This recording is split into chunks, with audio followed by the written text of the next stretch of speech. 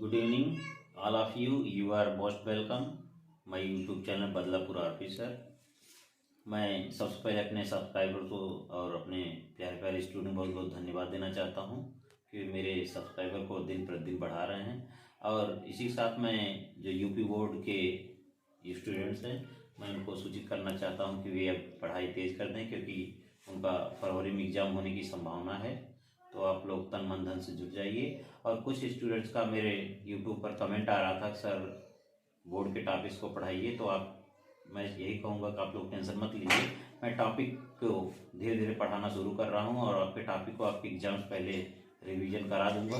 बस हमें सभी को लेकर चलना है, सभी स्टूडेंट को ध्यान में लेकर चलना है, इसलिए मैं भाग कर नहीं पढ़ाना चाहता, मैं स्टेप बाय स्टेप पढ़ा रहा हूँ। तो बस आप मेरे टॉपिक को, जो टॉपिक पढ़ा रहा हूँ उसको आप ध्यान से रिवीजन करते रहिए, मैं आपकी टॉपिक ज़रूर पढ़ाऊँगा। तो मैं चलता हूँ, आज का जो मेरा टॉपिक है use of main verb. Use of main verb, तो मैं बताना चाहता हूँ मेन वर्ब कहते किसे हैं। मेन वर्ब वह होता है और जिससे किसी काम का होना पाया जाए, और मेन वर्ब को ही हम एक्शन वर्ब कहते हैं। एक्शन वर्ब का मतलब होता है किसी काम का होना, जैसे पढ़ना, लिखना, सोना, खाना, गाना, हंसना, ये सब क्या होता है, मेन वर्ब होते हैं। और मेन वर्ब के निम्नलिखित 5 फॉर्म होते हैं जो आपको बाद में बताया जाएगा। तो हम आज उसी के बारे में बात करते हैं कि कोई भी ऐसा सेंटेंस हिंदी का नहीं होता जिसमें कोई कार्य ना हो रहा हो। तो आज मेरा जो टॉपिक है यूज ऑफ मेन वर्ब, तो उसमें मैं बताऊंगा कि जिसमें कोई काम हो रहा होता है ऐसे वाक्यों का हम कैसे अनुवाद करते हैं। तो आइए देखते हैं कि इसका पहचान क्या होता है। लिखा है ऐसे हिंदी के वाक्य जिसमें सब्जेक्ट मीन्स कर्ता के द्वारा किसी कार्य का होना पाया जाए तब उसे वर्ब कहते हैं। ऐसे वाक्यों की अंग्रेजी या बनाने या ट्रांसलेट के निम्नलिखित 4 नियम होते हैं। कितने नियम होते हैं? 4। तो हम बताएंगे कि हमारा 4 नियम होता है ऐसे वाक्यों का जिसमें कोई काम हो रहा होता है।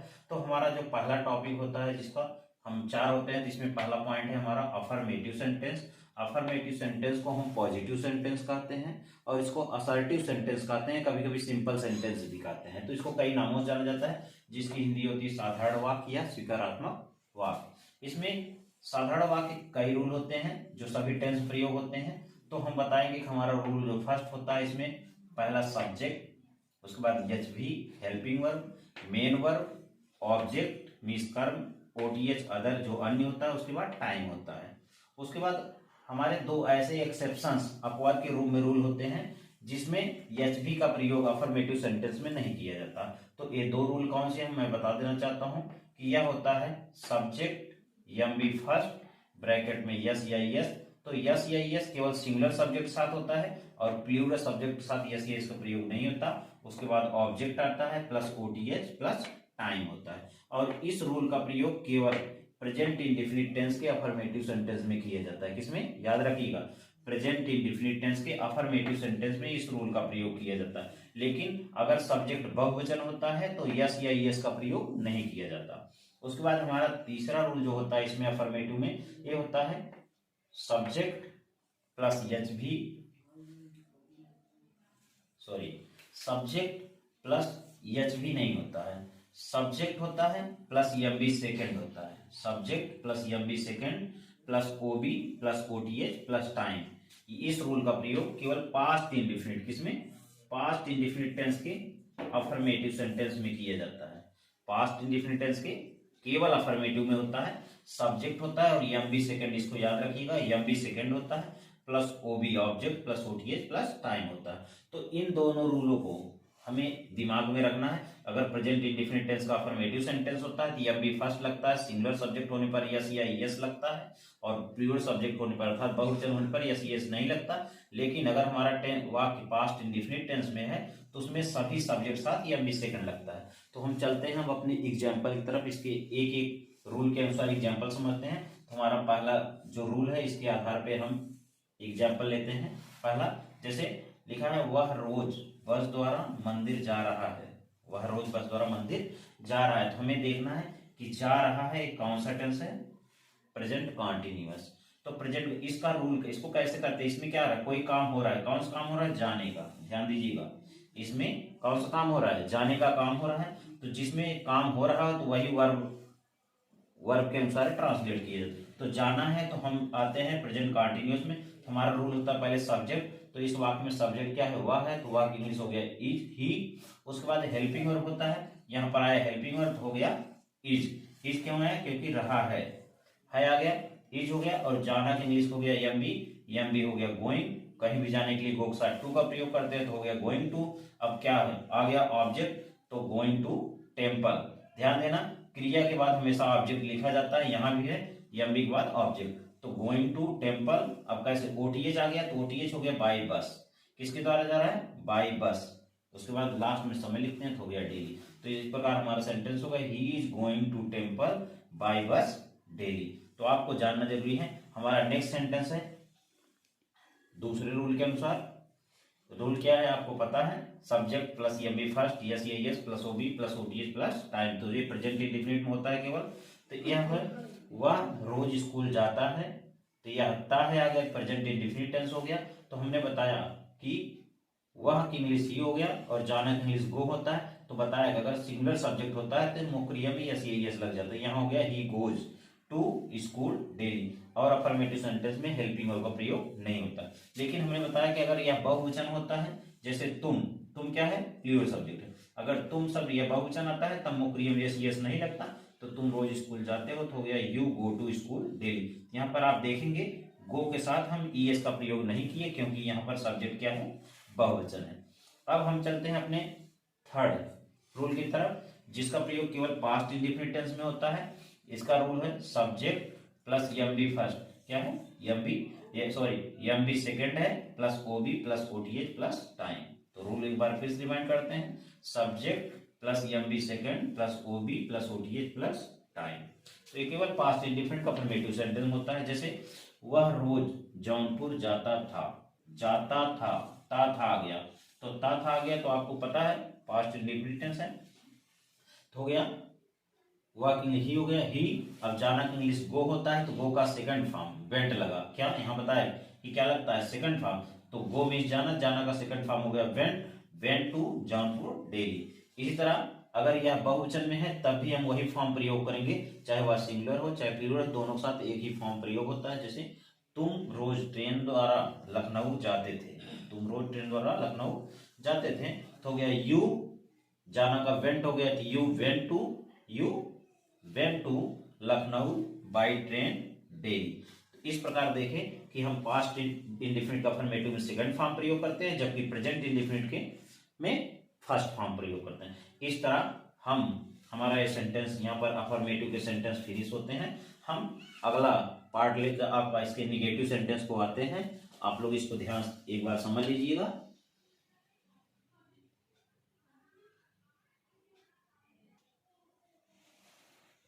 तो हमारा अफर्मेटिव सेंटेंस कंप्लीट हो गया है। अब हम सेकंड टॉपिक चलते हैं। अपना सेकंड रूल हमारा निगेटिव सेंटेंस क्या है, निगेटिव सेंटेंस जिसे हम नकारात्मक वाक्य कहते हैं। क्या कहते हैं, नकारात्मक वाक्य। तो हम आपको बताना चाहते हैं कि निगेटिव सेंटेंस जो होता है उसके द्वारा किसी निषेध या किसी वाक्य में ना या नहीं या कभी नहीं शब्द का प्रयोग होता है, तब वह निगेटिव सेंटेंस होता है। तो इसका रूल जो है हम देखते हैं। रूल हमारा सेकंड है, जिसका रूल होता है subject plus H V plus not. तो निगेटिव सेंटेंस में नॉट का सबसे महत्वपूर्ण बिंदु होता है, नॉट। उसके बाद M B plus O B plus O T H plus time. तो हमारा रूल सेम है, केवल हम नॉट इसमें प्लस कर देते हैं। तो हम चलते हैं एग्जाम्पल की तरफ। एग्जाम्पल हमारा है, जैसे पहले देखो, वह आज मंदिर नहीं जा रहा है, आज मंदिर नहीं जा रहा है, नहीं आ गया तो आपका निगेटिव हो गया। निगेटिव में केवल नॉट जोड़ना है, तो हो गया वह इंग्लिश ही, तो he is not going to temple today, he is not going to temple today. अगर यही होता कि मैं आज मंदिर नहीं जा रहा हूं, तो हो जाता I am not going to temple today. जैसे तुम आज मंदिर नहीं जा रहे, तो हो जाता है you are not going to temple today.